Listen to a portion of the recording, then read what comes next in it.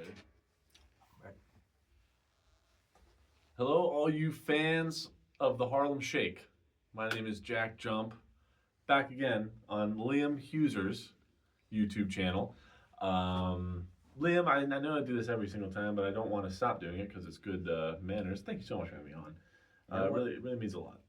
You know, don't ever stop being yourself. I love the gratitude you express while being on this channel. Mhm. And it's always a pleasure for having you on. And Jack, thanks for being on my channel for your. Yeah, thank you very We much. have another CPH-less episode today. Yeah. Just a heads up. But anyway, Jack, not to cut you off. I believe you were not done your intro. No, I mean that was basically all I had to say.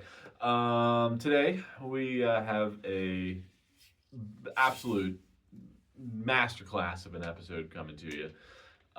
We're going to be we already listened to it, but we're going to be reviewing The Message by Grandmaster Flash and the Furious Five. Liam, what has your experience been with this album?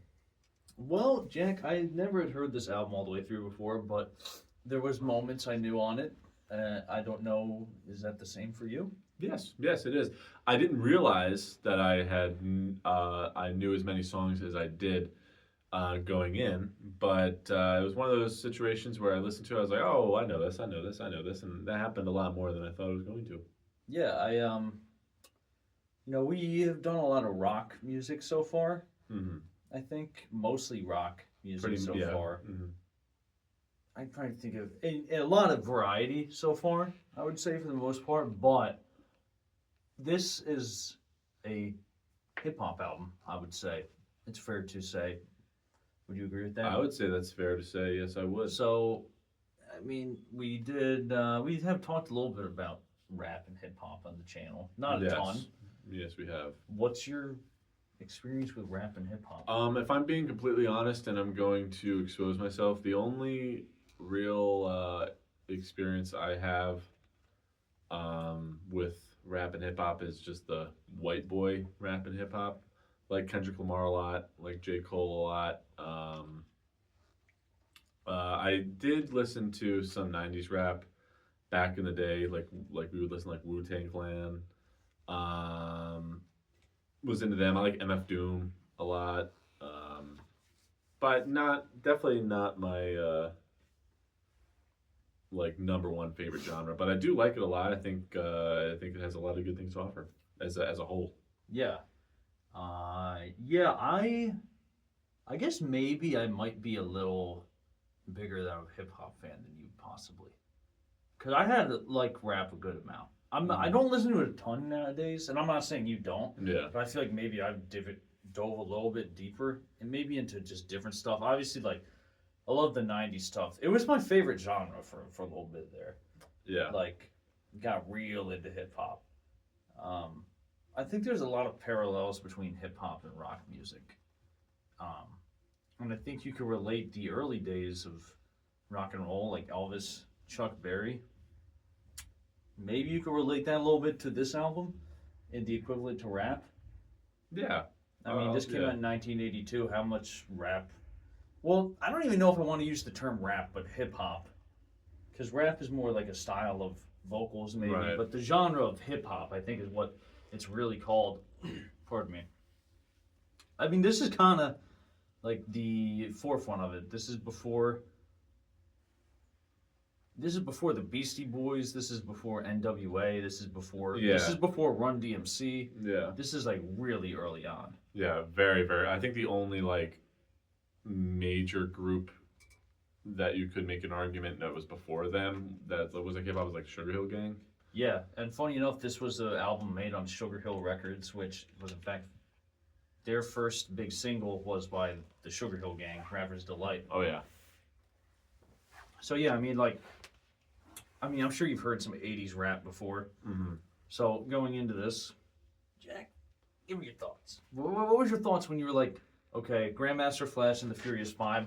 Was this something, without giving anything about your final opinion away? Yeah. You dreading this? Are you excited? Are you? I don't know. I didn't know what to think. So I guess I was excited because it was not only something that I'd never heard before.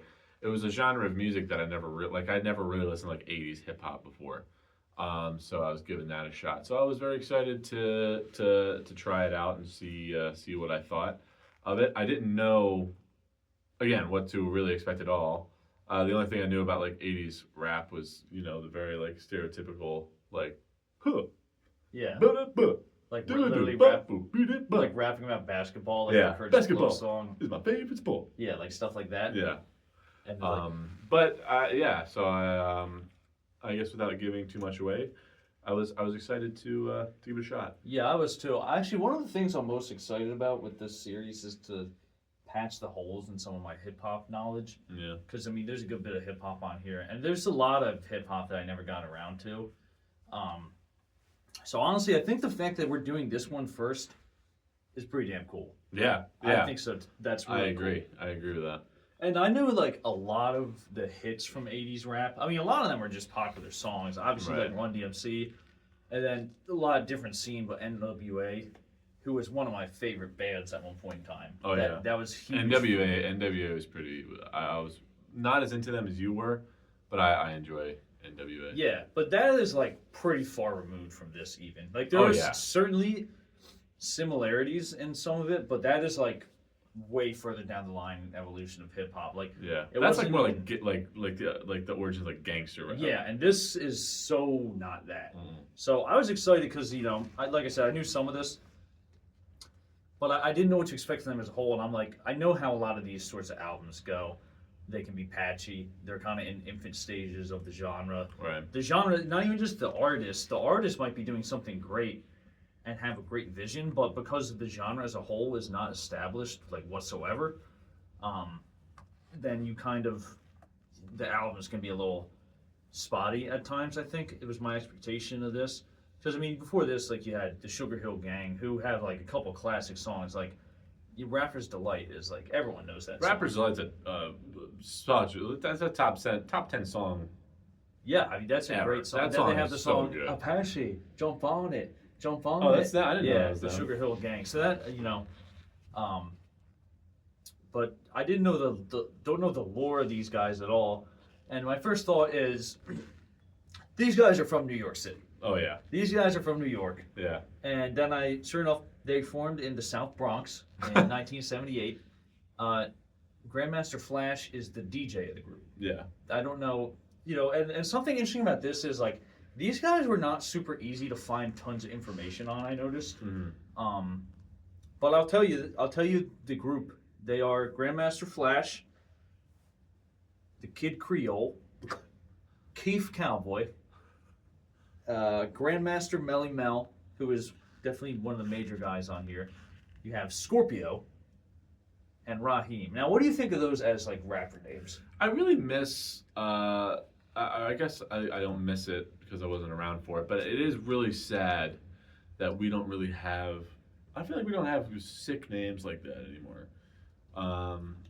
Like I guess some rap like I think like Migos all have like They have fun names. Quavo and Takeoff, Offset. Those are all pretty good, but like those are just ridiculous.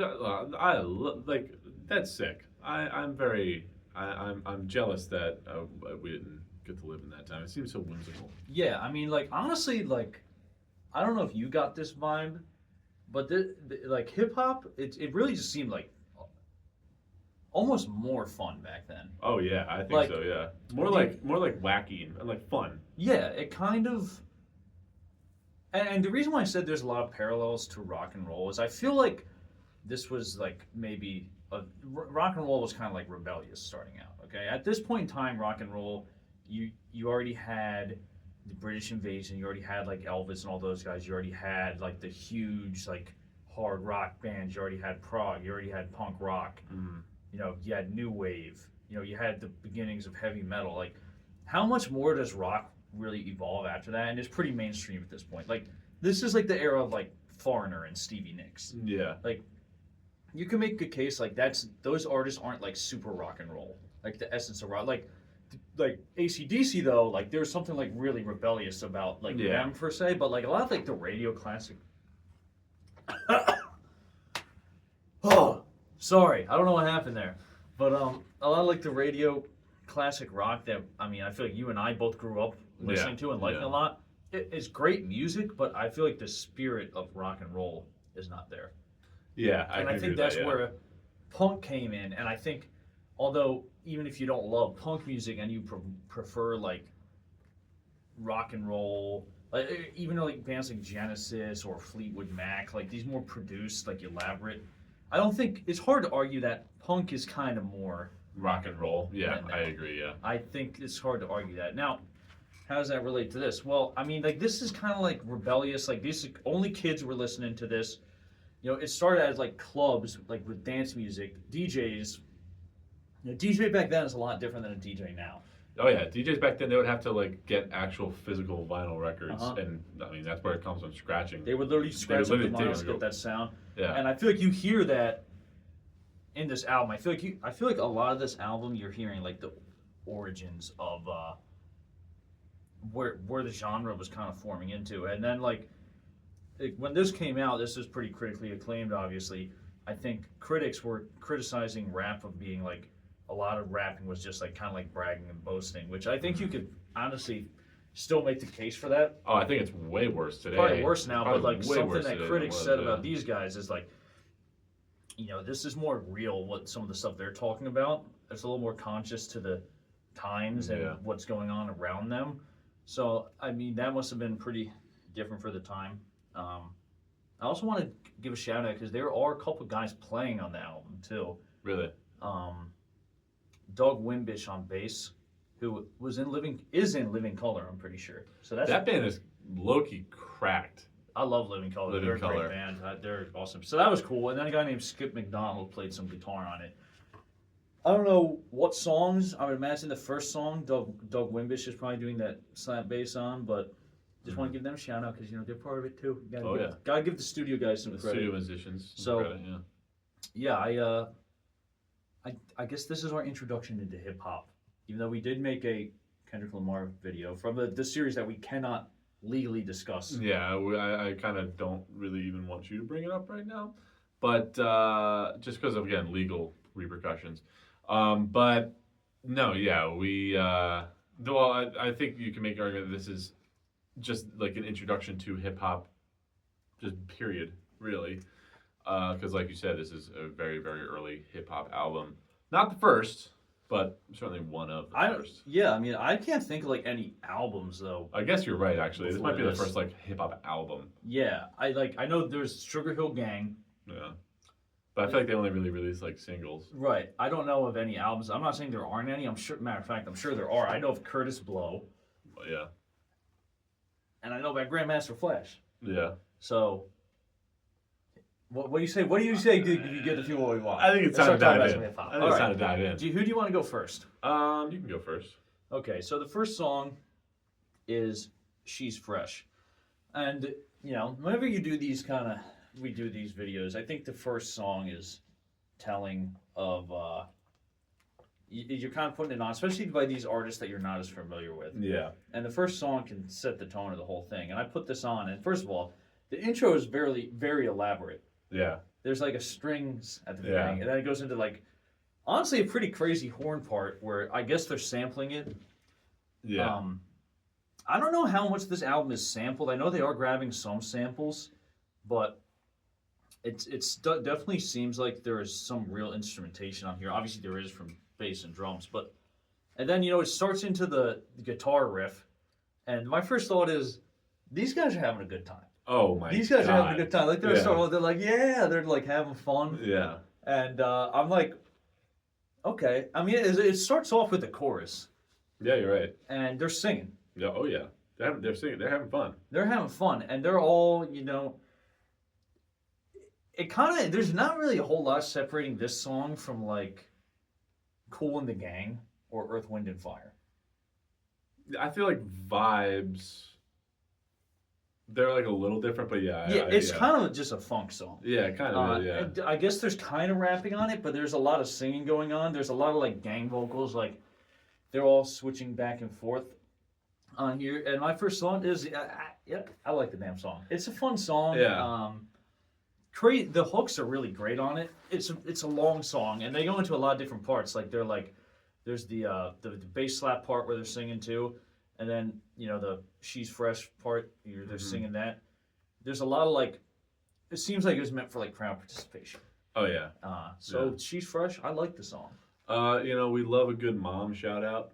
There was Dude, that was crazy when I first heard that. Yeah. I was like, look, we all love our mothers, but I was like, was this like hard back then? I mean, maybe they're just like, hey, shout out moms. Yeah.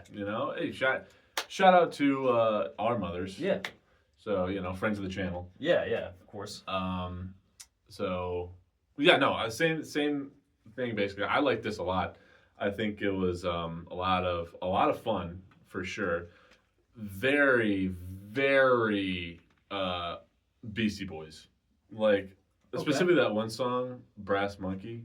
I can see that. Like I was like, damn. Like if obviously these guys came before the Beastie Boys, so the Beastie Boys pretty much definitely grabbed from them.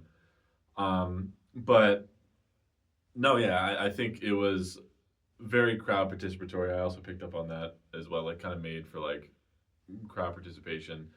I really enjoyed the just like again, like how you said, like how it's so clear that they're just having a good time, and I mean maybe that's like the point is to try and convey that they're having a good time, but like if it is, it worked. Like they seemed. It was just a lot of fun, it got me in a good mood. So I Yeah. liked it as well. I like this song. Yeah, and dude, that "Everybody, do you love your mother?" Yeah. part Yeah. is amazing. Don't Yeah. you know that Jay's fresh? Yeah, and then he goes, Yeah. yeah. Like honestly, like I said, I wish I found. I'm sure I could have dug a little deeper. I wish I found out more information about them as like who's doing what, like vocals especially. But Grandmaster Flash, if he's like the full on producer, he's honestly pretty clever on this. Oh yeah, absolutely. Like- Yeah. There's a lot going on. I Really throughout imagine there's this a drum album. machine on this one. Yeah, there is. But I loved where how he pans the toms, like Yeah, yeah. like, and I'm just going into this. I'm like, okay, this is gonna be a dated '80s album, and I'm like, I don't want to reveal too much now. I'm not saying it's not, but the production on this song is pretty damn good. There's a lot going on throughout this really entire album. So I feel like the production. I guess that's a spoiler, but the production throughout this album, I think, is pretty good. Yeah, It's exactly I feel like what it needed. It's for this song, and I guess the whole album. But no, I agree with you. yeah. So the next song is "It's Nasty." Mm-hmm. It's a great name for '80s hip hop It song. is such a And I turned this on. I'm like, oh, I know this yeah. because it's a sample that Mariah Carey you later made way more famous. It is. I don't know because I knew the same thing because as soon as I turned it on, I was like, oh yeah, Mariah Carey. And there's another song that's less famous but still pretty famous that uses it. But Mariah Carey has a song that sounds so similar to this, but I didn't know for sure if it was sampled or not. Yeah, I'm almost positive it's this song. And I was like, oh, I guess this is the originator. I mean, that's. Yeah. I mean, I'm sure Mariah Carey was in the. That song fucks, by the way, the Mariah Carey Yeah, song. it's a great song. Yeah. And what's that song called? I don't know, but it's really good. Yeah, that's like. Sweet, sweet fantasy. Yeah, baby. fantasy. Yeah. An Old Dirty Bastard also does a verse on that. Really? There's some I didn't know versions. that. Yeah, That's it might have funny. been like an extra version. So I'm like, okay, that makes sense. Obviously, like Mariah Carey, I'm sure was into hip hop music. Oh yeah. Like like based off of like Old Dirty Bastard being on the song. Shout out Mariah Carey, friend of the channel. Shout out Mariah Carey. Your brother met Mariah Carey. My brother did meet Mariah Carey, and my brother was for a split second on Mariah Carey's Instagram story. Oh, that's pretty cool. Yeah. So you kind of know Mariah Carey. Well, I'm not even kidding. My brother said something about me to Mariah Carey. Really? I think she said. So yeah, friend of the channel. I think he said Butterflies his favorite album because we recorded in a studio where she recorded. I think the album Butterfly. Well, they had I think they traveled to do the work. Yeah, no, they were did, involved in it. Yeah, she didn't record it there, but like the people who recorded it recorded Butterfly. So he said that to her, and she was like, oh. Yeah, but fun you said fact. you knew another song from this. I later found out. Yeah, there's another one. And it's so crazy because this came on in the car the other day. I was wanna driving back have some fun. Yeah, I was driving back from Jersey, and the song came on. I'm like, oh, you know what? I heard this before. It's a song called Genius, I think it's called. It's by a band called the Tom Tom Club, which was like half of the Talking Heads. Tom Tom Club. Yeah, is a it's like the crazy name. Talking Heads people. Yeah, I completely buy that. Yeah. Just based off the name. So I was like, oh, okay, so this is clearly a sample here. As far as the song itself goes, this one is very 80s sounding. I would say more so than the first one even. This one is kind of like their first song on it where I really feel like, okay, this is like kind of stereotypical hip hop. They're rapping on this more. Yeah. Interestingly enough, this is like hip hop's in its infant stages, right? So they're all kind of going back and forth with one another more so than they're, you know, like taking entire verses like what rap groups later would do. This is more along the lines of like the Beastie Boys, let's say. Yeah. So, yeah, I mean, I think it's definitely not a bad song. It's a fun song. I don't love it. I think my biggest problem is I think whatever I don't think the rapping is amazing. I don't think it's bad though. I'm not going to criticize them for their rapping ability because I don't really think that was a thought. You know, I do like when I would assume Keith Cowboy goes, "And I'm Cowboy." Like I do like. Yeah. I love how these guys shout themselves out a bunch. Yeah. Yeah. Yeah. He goes like, "I'm Grandmaster Flash. I'm Cowboy." Yeah. Yeah, that was. I did. Yeah, I like that. I like that as well. But I don't dislike the song. I don't love it. But yeah, it's a song. It's a fun song. Yeah, I kind of in the same way. As soon as I heard it, I was like, oh, I know the song. I pretty quickly kind of understood why this is considered to be like an extremely influential hip hop album when this song came on, because it sounds maybe I guess technically it would be a little bit ahead of its time, but it sounds very very much like 80s hip hop, and this came out in 1982, so I can 100% see and understand like people hearing this and just losing like being like hip hop heads being like holy shit, this is so cool. I do think the songs that used it, the Genius to a lesser extent, but certainly the Mariah Carey song, I think got a lot more out of it than just this song. But that's very different, so it's almost like a little not fair. But yeah, no, I definitely did not like it as much as She's Fresh, just based off an entertainment standpoint. But I liked it. It definitely is not like a skip.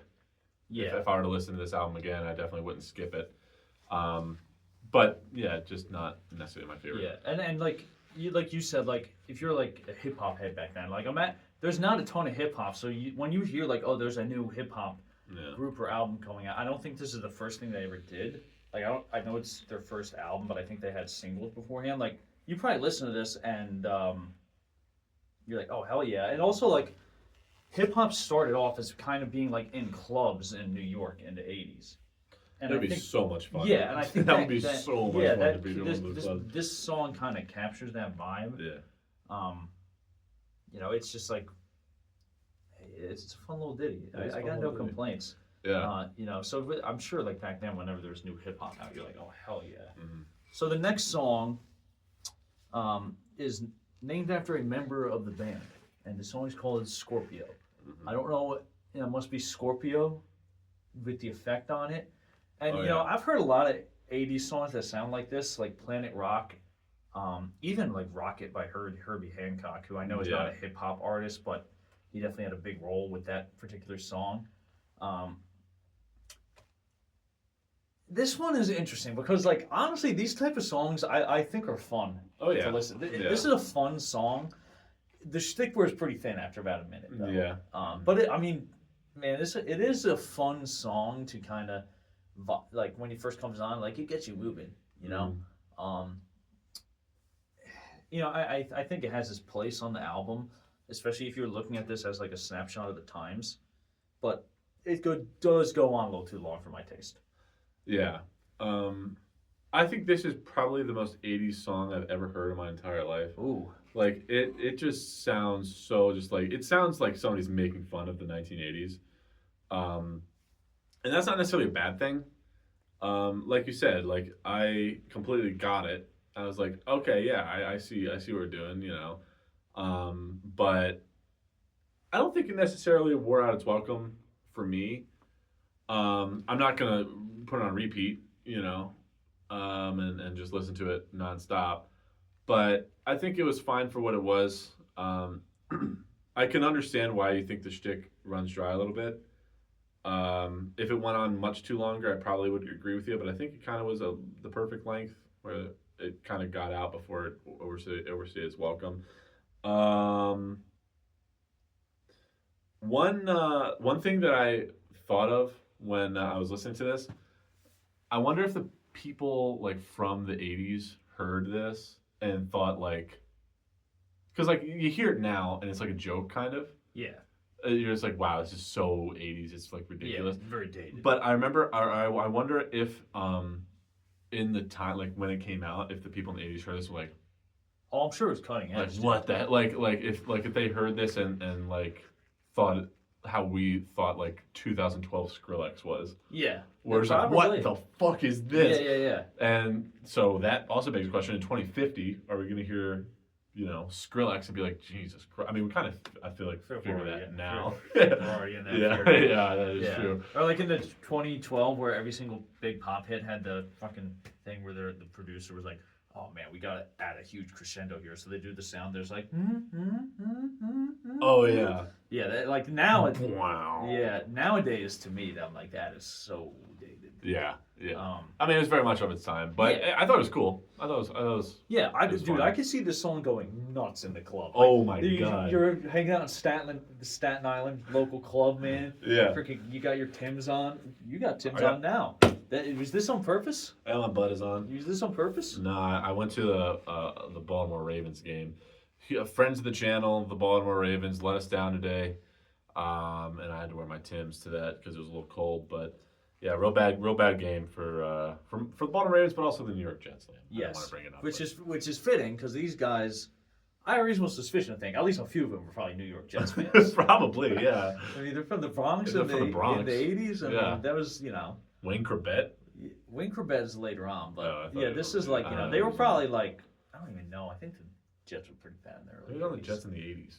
Well, later on, you had like this New York Sack Exchange, like Mark Gastineau, friend of the channel, big huge friend. Brett Favre, enemy of the channel. Yeah, enemy of the. We don't like Brett Favre. We hate Brett Favre. Mark Gastineau. Love Mark Gastineau. Great. One of the biggest friends of the channel, actually. Oh yeah. Both. Jack actually helped direct the documentary about him. Yeah, both biggest friends of the channel, both in terms of friendship, but also size. He's a big man. He is a big guy, and awesome. Just he does awesome things. He does. But Scorpio's a fun song. See, this one it's just, I can't hate on it, man. I can't hate on it. I mean, I'm with you. It's not going to be a repeat song, but it's just a fun little number. Yeah. So the next song is "It's a Shame," featuring Mount Air Groovy. Now, I think that was the artist who made the track that is sampled by. This one starts off with honestly like a pretty nice sounding guitar riff. Yeah. I dig that, and then it comes in with like an incredibly like cheesy hook where they're like, hey, dun, dun, dun, dun, dun, and they're all like taking turns like saying little ad libs. Yeah. And that part is I don't love. I gotta admit that is giving like super like cheesy like it sounds like it was almost made to like be like a song like you would make for kids in a school. Yeah. And like the lyrics on this one are a bit cheesy. It's basically about like being nice and sharing, kind of. It's basically, which like these guys seem like really nice guys. Yeah, they do. They're very incredibly positive for the most part. Yeah. So that part I didn't love, but the music transition where they're start going, it's a shame. Na, na, na. Yeah. That is honestly a super cool part of the song. That part, I think, was actually really good, the way they transitioned that. And once again, like, Grandmaster Flash, I would assume he himself had a lot of input into these, like, transitions. Honestly, like, kind of ahead of its time with how slick they were, I think, with these music. Like, some of these songs on the album are incredibly musical. It's not just, like, a beat with a hook and, like, rapping over it. Like, this, it's a little more clever than that, which I can really appreciate. And I can imagine for the time, that was, like, major, I'm sure. Mm-hmm. One thing I like about this album so far is there's a lot of things that made me laugh. Yes. Not on purpose from them. Yes. Now, granted, I know we're now in 2025, and this was made in 1982. Right. But I love the part where they go, where he's talking about the children, then one of the guys goes, "Are they really the future?" And then, Yeah. I really like when they said, the way they're treating us is wrong. And I had to write these down because I couldn't remember them word for word. Yeah. But those parts are great for me. So Yeah. I don't love this song, I won't lie. But Yeah. there are parts in it that I do like where they go into the bass and they're kind of singing a hook is pretty good. Then Grandmaster Flash starts chopping it up, scratching. That part's cool. Yeah, this song is the beginning of like a little bit of a stretch where I wasn't sure if they were joking or not. For like because again, I think I wrote down in my notes. I said, I mean, yeah, it's a good message, but what a weird fucking way to deliver it. Yeah. Yeah, I mean, be kind, 100%. But I was like, again, to your point, where they're like, "Are they really the future?" I'm like, "Is this this has to be a joke?" They thought that was like a hard way, man, to say I that. guess. To I mean, bring to maybe the children. maybe they were trying to go against the hardcore rap is bad thing that the media was portraying. Even though I don't think that didn't come till like 10 years later. But anyway, yeah, no, I kind of agree. It was kind of wacky and like it did sound very like, okay, this should be playing in an elementary school. Yeah. And I don't think that this is the best. Like they have moments in this album where they really kind of show off. These guys are good, like at least at the very least serviceable musicians. And I don't think that this is necessarily one of those moments. We'll get more into that a little bit, I guess. But yeah, it kind of just this probably is my least favorite song so far on the album, maybe period on the album. But it's not like bad. It still isn't like a skip, I would say. Like maybe I would skip it if I were to listen to it again, I'm not sure. But yeah, like it's nothing, offensively bad or anything. It was just kind of, it did make me think a lot again. I was like, yeah, that's messed up, man. You gotta. Yeah. The children are the future. The children are the future. But again, like I listened to this album I think like 4 times. And starting with this song, I was like, I seriously still now don't know if they were trying to be sarcastic. I don't think they were. I really don't. I think that the vibe I get is I feel like there was maybe a narrative where, like I said, like rap is kind of nonsense music. That honestly has continued to be a narrative for most of the time. Yeah.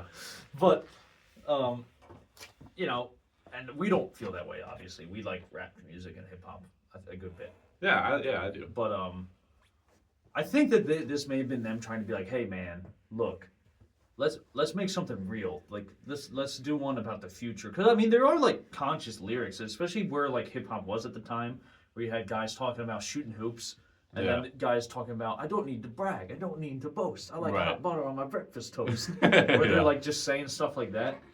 I can see how a song like this would be pivotal in changing that narrative. Pathetic. Like, because I mean, conscious hip hop became a thing later on. Yeah. And you could maybe trace that whole subgenre to a song like that. You know what I mean? I guess so, yeah. So yeah, it is a goofy ass song. It is. But yeah, next song is Dreamin'. And this song I think might be the most hilarious song in the album. Again, going like, not to interrupt you, but like, it's starting off because what the is this Stevie Wonder is not dead today. Like this sounds like he died. Well, they want to meet Stevie Wonder. We'll get into that. Yeah, sorry. Go ahead. Yeah, you can go. Look, to start off, Stevie Wonder is one of my all-time favorite music artists. I love Stevie Wonder, so I respect that these guys probably love him even more than I do. Oh yeah. They love him. I think they'll now fight this you if you one say really that. kind of threw me off because this is like a straight-up R&B ballad. Mm-hmm.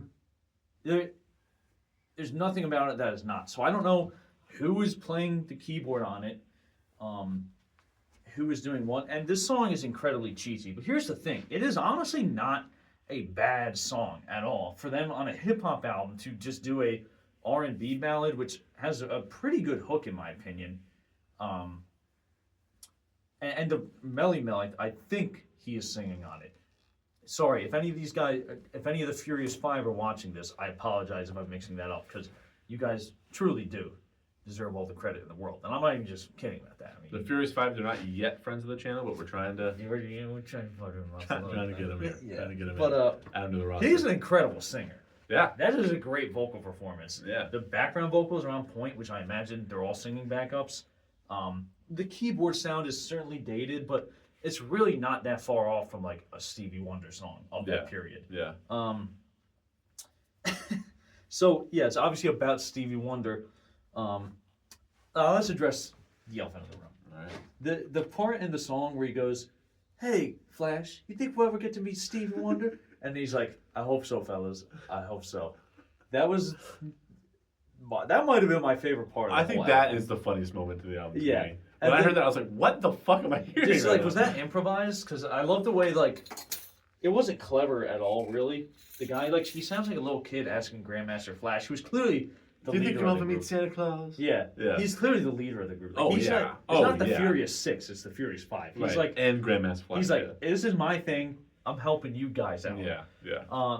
But the way he just goes, like, basically, like, I don't know. Let's keep grinding. Maybe we'll get there. That's basically what he says. Yeah. So, Jack, dreaming. What do you think about this song? I kind of spoiled it a little because I was so antsy to talk about it. I was looking forward to talking about this one. What the fuck, dude? Like, this is the craziest song. This is, again, I like listened to this song specifically maybe 10 times Really? because I was like, this has to be a joke. Like, but I don't know if it is. I like, especially the part where he was like, again, do you really think we'll ever get to meet Stevie Wonder? I don't know. Like, that has to be a joke. But I mean, as a song, it is good. It's not a bad It song is a at good all. song. I think, the vocals were like, this is what I was talking about in the last song. Where it's like they can sing. Like they're That's what's very interesting. good. Is like I guess they were all singers Yeah, and then also rapped. yeah. But no, I enjoyed it. I mean, yeah, it is a straight up R&B ballad. It sounds like Stevie Wonder. I guess it sounds very Stevie Wonder inspired, which. Again, they made it very clear that they like Stevie Wonder, so that makes sense. Just do not comment. I don't think they really like Stevie Wonder. These guys love Stevie Wonder. If anybody comments, I don't think they like Stevie And Wonder. I hope Stevie Wonder heard this song. I hope so too. Do you think he did? I think he did. I think maybe. I don't know. Do you think they ever got to meet Stevie Wonder? Dude, they I were probably hope- ecstatic I when they really, did. really hope so. Yeah. I love the way that he's like, they're addressing it. It does feel like he's like the leader of them. And he's Yeah. like, and they're all like, Flash, do you think we're ever going to meet Stevie Wonder? And he's like, hey, I don't know. I hope so. Like, we keep putting out songs like this. We'll get there. Let's get back to it. Yeah, let's get back to it. Like, and they're all like, oh, man. Yeah. Like, they were all down in the dumps before that. They asked him, and then they're like, yeah, let's get back in. He's right. Let me do another take of the vocal. Yeah. So But- that was... No, I enjoyed this song. Entertained the shit out of me. I can tell you that. But I do think it was a good. Yeah, I think it was a good song. Yeah. So the next song is You Are, which is more another ballad. I think this one sounds less dated because it's a piano instead of like a synth. Yeah. Melly Mel again, I believe. Great vocals again. These guys can sing. They can sing. They can sing. They're can really sing. good vocalists. Like they're not phoning. Like these guys could have done a regular R&B song and would have done great vocals. Mm-hmm. And this one is pretty normal. Like it's a love song until an entire verse is him talking about religion. That one really threw me off guard. Where he starts talking about Jesus. Yeah. But like it's weird because like that part is like so goofy and like look, I respect them for like having faith and being religious. There's nothing wrong with that. All I'm saying is like I'm not expecting it, especially like on this song. Like the Stevie Wonder Dreamin', they're like they start the song off like This goes out to Stevie Wonder. yeah, this goes out to Stevie Wonder. So I'm like in there, I'm like okay, I get that. This one they completely blindside you, and he starts like talking about basically how people should like follow Jesus more. Yeah. So it's an okay song. That doesn't deter from it. I just don't think it's the most memorable ballad. And by the way, I'm a huge R&B fan. I love R&B. After like hard rock, probably like tied with my favorite genre or subgenre or whatever.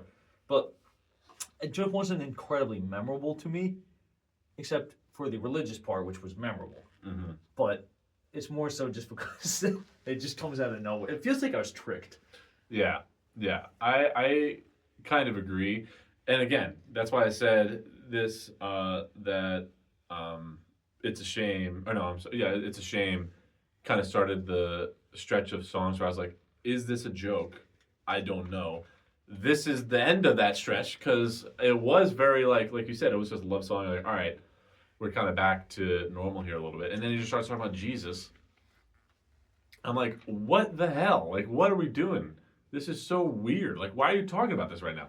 And again, if you're religious, good for you, and nothing that doesn't take anything away from the song, but it's just such weird timing for it. Yeah. I just don't. It's. I like. That's why I was like, they might be joking. Like this all might be like a goof. I genuinely don't think it was, dude. I don't think so. Because I either. think, like, from what I gather, like, I think that they were trying to be a bit more conscious with, like, their lyrics than, like, whatever else was going on in hip hop at the time. I think that was, like, part of what they were trying to do. And like, these guys aren't like a super talked about group. Like if you're a music guy, you probably have heard the name and probably known one song on the album. Grandmaster Flash is a pretty popular name, I think. Yeah, like I think people know him from like the big hit. Right. But like it's not someone you know a ton about. Like, so it's interesting that like to hear like, okay, I guess that's what these guys' vision was. Right. Is to have a good time and maybe spread the good word of Jesus. And maybe talk about sharing and also throwing in for good old Stevie. Little S-dub. Yeah, S-dub. S-dub. So you want to move on to the next one? I reckon. I think we should move on to the next. The next one is The Message, which is the title track. Mm-hmm. This is a fantastic song. It's a banger. This is a great song. I knew this one before. I did too. I knew this one before. I knew this one well before. I put this one on. Yeah. First of all, completely switches the vibe of the album. Yeah. This also features Melly Mel again and Duke Booty, I believe is his name. Hell yeah. So they're like taking turns rapping. I don't know who's doing what, but that beat is. Oh. And don't get me wrong, I understand it is dated. It certainly sounds like an 80s hip hop song. Yeah. But if you can let that go, this is, I feel like, objectively an awesome hip hop beat. Yeah. Ice Cube later used it in one of his an entire song. So that I think shows you how influential this song is. First of all, the hooks in this are excellent. Like it's like a jungle sometimes. It makes you wonder how I keep from going under. Yeah. That part is great. And then the don't stop me. I don't remember the exact words. That part is great too. The rapping, because this I think is the first song where on the album, and really the only song I guess, where like it's tried and true they are rapping. Yeah. Yeah. The rapping is honestly, like, don't get me wrong, I'm not saying these guys are like Eminem or something like that, or Tupac, or even Kendrick Lamar. The rapping is good. The third verse goes on. That one was my favorite. I would say, totally gives off like an old New York City vibe. Oh yeah. And the lyrics on this one, they're not nonsense at all. Like they're like these are I think they really landed. And they started talking about like inner city poverty and like struggling and like the despair of like living in like because New York was not safe back then. No, it was not New York was a bad. good city like in the 70s and early 80s. Mm-hmm. So like they were able to get that vibe and man, this is a 10 out of 10 song for me. I think especially in music history, like if you look at it from that angle, but I honestly just really enjoy it too. It is long, but that doesn't bother me. I think it's a really good song. Yeah, I think so. This is the second to last song on the album, and I think I like in my head canon is that Grandmaster Flash was like, "All right, boys, yeah, he's gathering them around like they're all sitting down crisscross, and he's standing up. Time for Daddy to do his thing," and yeah, he cooked on this song. Oh, such a good beat. This is such a good beat. Again, going back to what I said a little bit earlier, you can definitely like tell, oh, okay, I can 100% see why this is influential. Is like one of the most influential hip hop albums ever. Yeah, no, I agree about the rapping as well. I don't think the rapping is bad at all. especially considering that it came from 1982. 1982. I think the song aged pretty well. I agree. It does sound like there's no mistaking this is an 80s rap song, but like I don't think that's inherently a bad thing. And I think like again, you put this on today and people are gonna start moving. People are gonna Oh dance. yeah. So is this a 10 out of 10 song for me? I don't think so, but I 100% like it's probably 9.5 or 9 if it's not a 10. I think my only gripe is it does go on a little bit long. But that's a super nitpick. This is a really good song. I did know this song going in, but I didn't know I knew it. But I know it a lot better now, and I certainly appreciate it a lot better now than I did. Yeah. Yeah, I mean, I like what you had to say about it. I do think it's aged well. And don't get me it sounds like from the era, obviously, but yeah, I mean, it still puts on. I think it's still potent. The beat, I can't even I don't make beats really, and I don't rap, obviously, but Yeah, no, not you. yeah, There is a guy called Esperanza who there's been and Liam, not to sidetrack the conversation too much, but there's been a lot of rumors that you are this guy named Esperanza. I don't believe it. I've seen both of you in the same room at the same time, so I know that it's not true. But do you want to comment on that at all? sure. And I did. This is so annoying for me to comment on. You First get of asked all, about it a lot, I'm because sure. I wish I was him. Oh, of course. Who doesn't? Yeah, but no, I am not Esperanza the Wizard. Yeah. No, I wish I was, and I heard he's a great guy. I've heard he's a real piece of shit, actually. Well, you know, especially around women and children. yeah, like I don't know him super well, obviously, Right. but you know, I know he had a controversial life at home, Mm. you know, but But again, he as the aggressor, it was controversial. I don't know what happened. I don't know what happened. But yeah, I mean, no, obviously I'm not Esperanza the Wizard. All right. Do I look like him? I mean, he's handsome. I wish I did, but anyway, we're getting sidetracked here. Yeah. I think that this song, yeah, I just like to me, what makes this song good is like, despite rap being in its infant stages and the beat being a bit dated, I still think whatever vibe they're trying to give off, it still works really well. Like I'm buying what the guys are rapping about. I'm perfectly seeing like where they're coming from, like in a literal sense. Yeah. You know, obviously we've been to New York a good bit. You know, East Coasters. Yeah. I mean, and also like you have family from Long Island. I have family from like that metro area. Yeah. Like so, like we've been to New York a good bit, and you're like, oh yeah, like I totally am. And obviously we didn't grow up there, and we weren't around there at the time. But like, Right. I think we're both kind of like hear this, and we're like, I am totally getting their vibe. Yeah, 100%. Like, yeah. I would go as far as to say this might be maybe the most important hip hop song of all time. I mean, sure, yeah, I'll go with that. Like, because I Why get not? like the Sugar Hill Gang, obviously, Yeah. and they're rapping, and it's like the first rap song, maybe. I don't know. Is it? I don't know. Let's just say it is, though. Let's go with that. Like yeah. the first popular one. I think these guys, this is more accurate to what like became of hip hop, and it's like peak of like 90s, early 2000s, where you had like rappers, or as they used to call them back then, MCs. Sucker MC. Yeah, these guys were not suckers. No, they were not sucker MCs. It's like these guys are really using the ability to rap and saying something with it and telling a story and talking about their personal experiences. And also, people can relate to this probably at the time. So I like the message. I like the message, man. I always have liked this one. I don't even say this. I know Check Yourself by Ice Cube is popular. I like this version more. Wow. Yeah. I'll agree with that, sure. Yeah, I like it. I like this version more. Even though I think that was a great use of a sample.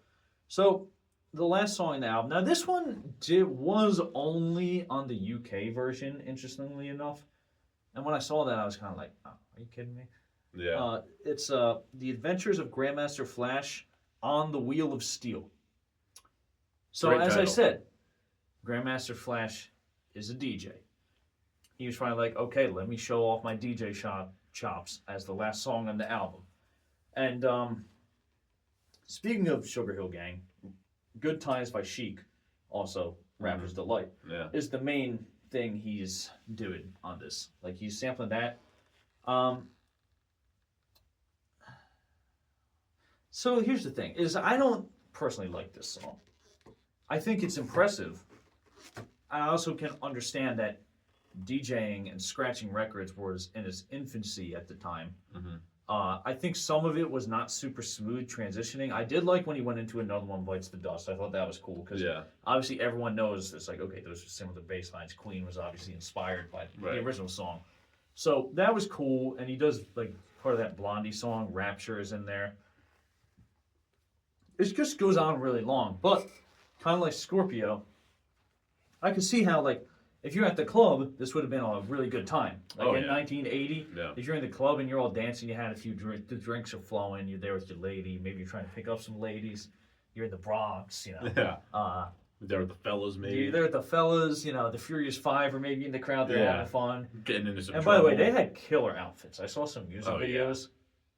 Those guys dressed awesome. I've never even seen a picture of them other than this album, and I can tell you right now, they had killer fits. Yeah, great outfits. Yeah. So I don't love this one. I can respect though what it meant at the time, and I think Grandmaster Flash was a really good DJ.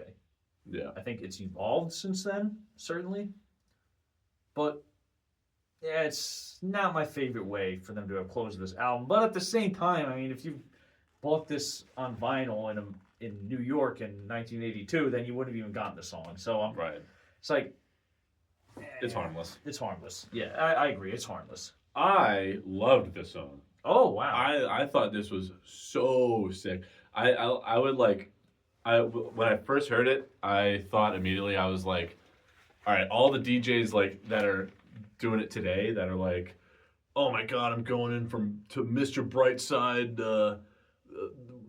Blurred Lines by Robin Thicke, by Matching the BPM. Eat your fucking heart out, dude. This guy is blowing the dust off of those guys. And granted, I mean, the guys I'm talking about are like DJing at a bar on a Friday. They're it's not their job. They're just doing it for fun. So I guess I'm kind of being a bit of a dick. But like, I thought it was really good. The transition specifically, I also thought from Another One Bites the Dust was really, really cool. I loved this song. I thought it was a lot of fun. I could not imagine being in a club because I'm sure this is probably like one of the first of its kind that kind of like infiltrated, or not infiltrated, but like mixed a whole bunch of different like popular songs, like you said, like Chic and Queen and Blondie and all that stuff. And among other stuff too. Among a bunch of other stuff. Yeah. And it wasn't, again, just playing one after the other, kind of what you'll hear today a lot in like the bar scene. But it was like infiltrating it, weaving it back and forth, and like going from one song to another, then back to the first one, then throw a third one in, and the second one comes back. Like, I was like, damn, this would be so much fun to hear, even today. Yeah, I mean, it was fun. Yeah. And look, I do want to, I don't, just because of my own personal enjoyment that I didn't love listening to it on the album, I do want to say, like, I'm totally with you. Like, what he was doing back then is like, and obviously it's hard to compare. Like, guy who's one of the most influential guys in hip hop ever. Yeah. To like fucking Chad, who's an accountant, but on the weekends he's a DJ. Yeah. Yeah, exactly. Like, it's hard, but, and I don't want to be like the rocker guy who's shitting on DJs, because I don't think that's cool. It's different. Yeah. What this guy was doing is he's like getting records, thinking of this himself, and he's literally like going, like he's moving stuff around. Yeah. I did like when he was scratching along with Another One Bites the Dust, where he was going shigoo, shigoo, shigoo. That was so sick. That was cool. Yeah. That was cool. I do think honestly this is a pretty good example of people who are like, DJs aren't musicians. Put this song on. Like, this is fucking impressive. This was a lot different than what it turned into. And I'm not saying that DJs now aren't as good. A little bit? I kind of feel like they're not as good. Yeah. Like, also, dude, this guy had aura, Grandmaster. Oh Flash. Yeah. Dude. Yeah, that's the other thing. Is like, he was sick. But no, I enjoyed it a lot. I think it's very impressive on a lot of different levels. And I thought it was a really cool way to end the album. Because again, it kind of is like, this is Grandmaster Flash and the Furious Five. And I feel like the Furious Five kind of took the spotlight for the majority of the album. Absolutely. But I think it was really cool that like Grandmaster Flash was like, nah, it's Grandmaster Flash and the Furious Five, and this is why. Yeah. And I am with you. I do like that. I think that was cool. That's why when I saw it was only on the UK one, I was like, oh, Yeah, I kind of would prefer that it was on the home. Yeah, but like whatever. if it should be, it's an essential part of the album. Yeah. Although it's a skip for me, it's an essential part of the album. So, It does go on a little bit long, It's a but little still, long. I was like, this is. but like sick. the context of like if you're in the club, it's not like one song really. Yeah, It's like right. the music is supposed to keep on going. Right, it's gonna go on for hours. if Yeah, you're in the yeah. club. So, yeah, I mean, look, this was our first hip hop album, Jack. And before we get into favorite, least favorite score and whether we think it's appropriately rated, you know, what would you have to say to maybe detractors of this era of hip hop? I would say, honestly, I would ask them, do you have a problem inherently with music that has like a little tinge of humor to it and like a little sense of wackiness to it? And if the answer is yes, I'd be like, I don't think this is for you. I would say also to them, fucking relax. It's music. It's supposed to be fun. Like, and that's kind of the essence of this album. I think this album was fun as shit. Like I had genuinely a good time. Like I had fun. I don't know if this is true for you, but I don't know if I ever really say I have fun listening to albums. Depends. But like I guess it depends on that. But like this might be the most fun I've ever had listening to an album. Like it was just like it was a good time. I liked it a lot. It was certainly a fun listen. And Yeah. my thing is, like, if you're like, oh yeah, the '80s rap is just goofy. It's just like, bad flow and dated sounds. I'd say, have you heard The Message? Yeah. Have you heard because The Message is like a phenomenal example of just like really good '80s hip hop. Yeah. Like, Yeah. it's awesome. Yeah, I'll say this, man. This album threw me for a loop. Yeah. Yeah. I was expecting more of The Message and less of the funk and R&B. But I'm like, okay, that makes sense though, because like they didn't have a ton of other hip hop to go off of. They wanted to like dip their feet into what they heard was going on probably. But still, like hip hop is coming from R&B and funk music, so it totally makes sense that it would sound like other R&B and funk music. A lot of the album. Yeah. It's really the vocals that are super different, and then of course the scratching is new. Like when She's Fresh came on, it totally threw me for a loop. I was like, I was not expecting it. I thought this would be more like Yeah. a beat and rapping and like a hook, like I said. So, yeah, I mean, I thought they were incredibly talented. To your point, also, I was also not. I didn't know what to expect. Yeah. But I was still surprised by this album. Yeah. So yeah, it threw me for a loop too. So, favorite and least favorite song? Favorite, I gotta say, Adventures of Grandmaster Flash and the Wheels of Steel. Wow. I think that's my favorite song on the album. It's kind of that. I almost don't know if I want to count it because it kind of is like a compilation match. So like, okay, favorite like, not counting that because it kind of doesn't really. I don't know if I want to count it. I would say either Dreamin' or probably The Message. Probably The Message or Dreamin' was good too. Least favorite, probably It's a Shame.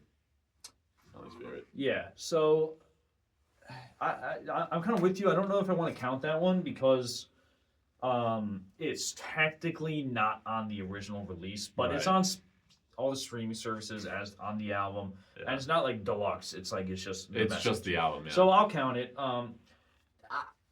My least favorite, it could possibly be that one, because okay, here's why. It's because when The Message comes on, after that, that's just such a highlight for me.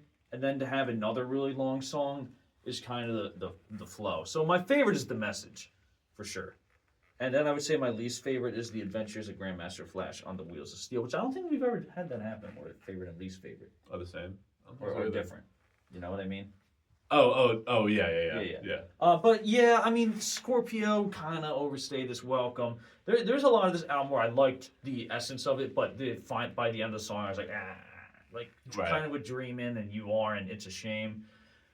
You know, I will say, She's Fresh is a cool song. I Yeah. love a nice song about being fresh too. Yeah. Like, what a Yeah. She's fresh. Like, what is that's Yeah. awesome. Come on. Good for her. To the You know what I point. mean? Yeah. Um, I wonder if that's the same. You know how people say serving cunt? yeah. Is that like the? Is that the 80s version of serving cunt? Maybe. But I'll say this about the album is it was really, you know, I'm kind of going easy on this album because I understand the context of the time. Yeah. It is kind of interesting how they. It feels like the track listing is like they didn't really think of it as like let's make a banging album. It's more like okay, here's the two like upbeat party kind of songs, and then it's like okay, then the middle half is like all smooth R&B, Yeah. and then you get like the real hip hop sound stuff at the end. Yeah. So that was interesting. Oh, my final score.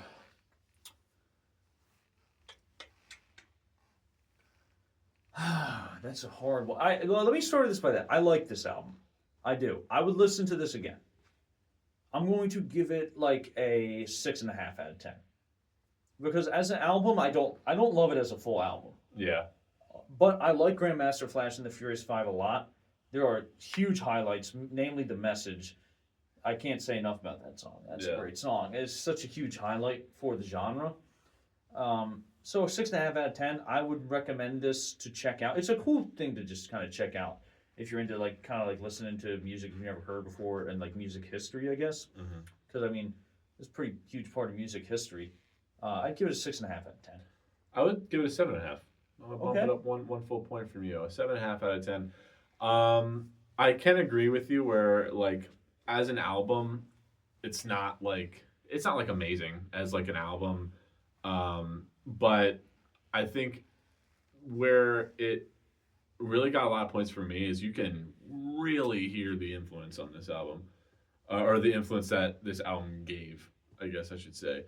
Like again, Beastie Boys, like 100%. You can hear Beastie Boys, NWA, everybody. Yeah, not Tupac, but Wu-Tang Clan. Yeah, I mean everybody, even up till like Biggie Smalls and Tupac. These guys, 100% all owned this. Oh, absolutely. Yeah, 100%. So, and again, there are some bangers on this song. Like I said, I don't know if I've ever had more fun listening to an album. Like this was just a great time because even like the slower R&B songs, like I said, I was like, I don't know if they're like these are kind of like funny. Like I don't know if they're joking or not. They were definitely funny. Yeah. So I gave it a 7.5 out of 10, and I liked it. Would you listen to this again? I would listen to it again. Yeah. I'm a little surprised, Jack. I didn't think you would really love this album. I thought you would kind of be bogged down by the dated 80s-ness. I feel like you almost have to like kind of embrace it. I totally agree with you. Yeah. And I'll say this. As far as 80s like hip hop production, it's probably one of the better produced ones. Oh, for sure. Like it sounds good. Yeah. It sounds good. Again, going back to what you would say about the Tractors, like if you don't like the 80s sound, you will hate this album. There's no way around it. Like you have to at least be down with it a little bit or like willing to embrace the goofiness of it. But if you do that, I think you can have a good time with it. Yeah, I'd put this album on again. I mean, it's a fun album. I definitely would listen to She's Fresh and The Message again and stuff like that. And, I might try and learn to breakdance along with the song Scorpio. Mm-hmm. That's something I'm interested in is learning how robot. Dude, yeah, imagine if you had a boombox. And you lived in the Bronx or the Queens or something back in the day, dude. Like, come on. Yeah, you were like cool. That Letterman jacket. Yeah, I think I asked my dad. I was like, because he grew up in like North Jersey. I'm like, hey dad, did you have a boombox back in the day, and did you and your homeboys break dance to this type of stuff? He's like, that wasn't really my scene. But yeah, that's I we're basing this off our own personal enjoyment. Yeah. So I think maybe that just says that we don't mind kind of dated production when done right. And I totally agree. Like, I don't think everything has to sound the same. I can appreciate old music, even though if it doesn't sound current at all, like this album. This was a fun listen, Jack. I was happy to share it with you, man. So, do you think this album over, under, or properly rated? I would say it's underrated. I think it's underrated. I think maybe the people who like it probably love it and probably overrate it. And are probably extremely old. Yeah. We listen to Love. Yeah, so, true. How many Love fans are around? Those fuckers are old. But even though I feel like Love probably have more like people that are younger who like would go and discover it than this. That's probably true. Yeah. I think the people who like this album and like listened to it when it came out probably overrate it. But in my life and who I surround myself with and all my friends and family, it's 100% underrated. Yeah, so First of all, in no way possible. I was kind of going into this expecting like this is gonna be an overrated album. Like it's not gonna be a great album. I knew the message and I love the message. So obviously, my thought was like, okay, the message is why this album is considered to be great. But then I now don't think that. I understand why this is considered a great album.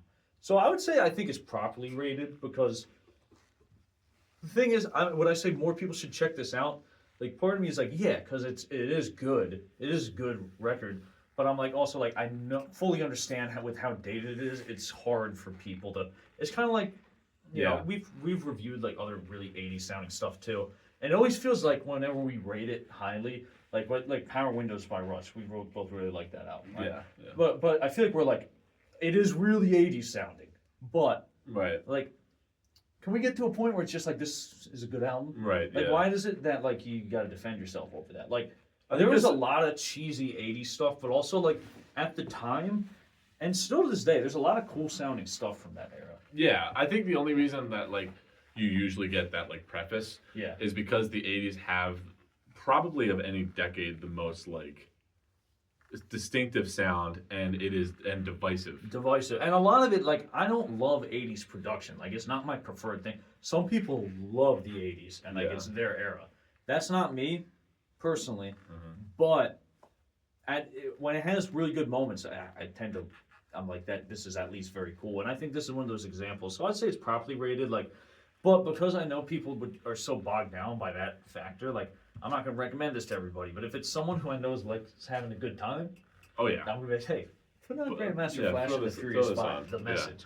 Yeah. So yeah, I mean, I think this is a good record. It was a surprise for me. I'm really glad we got to this one, and I'm glad that it was our first hip hop album. I agree. It was like good. What a cool way to start off hip hop for us. Yeah, I agree. It was like, a good time. At the preface of it. So yeah. I guess that's it for the album. Do you have any closing thoughts on it?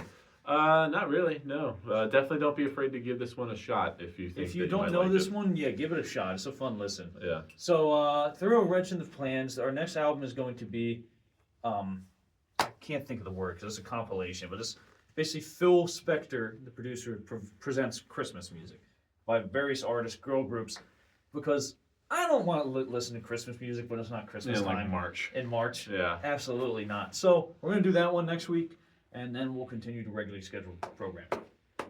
Jack, thanks for coming up. Thanks for having me, Lee.